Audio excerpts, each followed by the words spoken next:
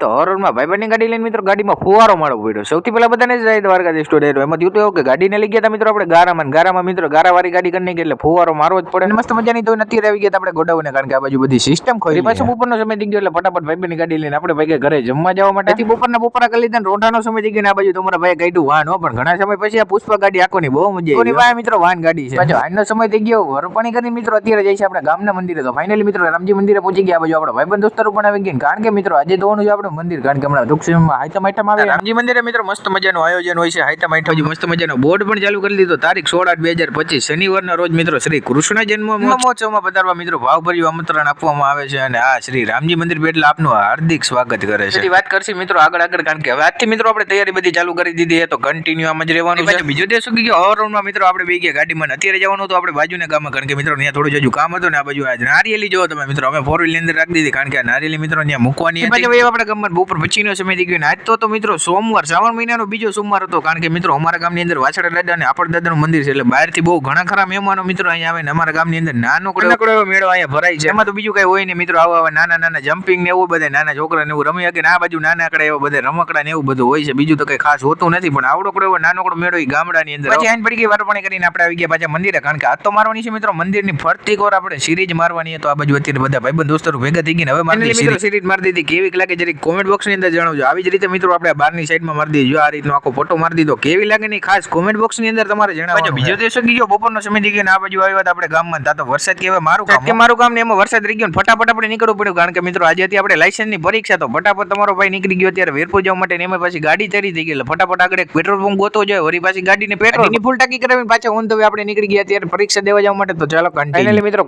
દોઢ કલાક જેવું થયું. ફાઇનલી પરીક્ષા દઈને આપણે અત્યારે નીકળી ગયા ઓન ધ વે ઘરે જવા માટે. તો ચાલો કન્ટિન્યુ પહોંચી ગયા અત્યારે મિત્રો આપણે ગામમાં. આ બાજુ અત્યારે આપણે આવી ગયા હતા. અત્યારે સાઈડ ઉપર વાતાવરણ થઈ ગયું એક નંબર. ઉપરની સાઈડમાં મિત્રો અત્યારે કામ હાલે ને આપણો ભાઈબંધ ચડી ગયો. લાઈટો બાઈટો મારી દીધી. મસ્ત મજાની લાઈટો મરી ગઈ. જોવો કેવી લાગે જરા કોમેન્ટ બોક્સ ની અંદર જણાવો. વારપાણી કરીને આવી ગયા અત્યારે ગામમાં. આ બાજુ મારવાની છે બહારની સાઈડ લાઈટો. બાકી તો મિત્રો આ રીતનું બધું કામ કરવાનું, કારણ કે હાઈટમ હમણાં આવી જાય. તો મને લાગી દીધું મારું પૂરો કરી નાખી મળી બીજાને.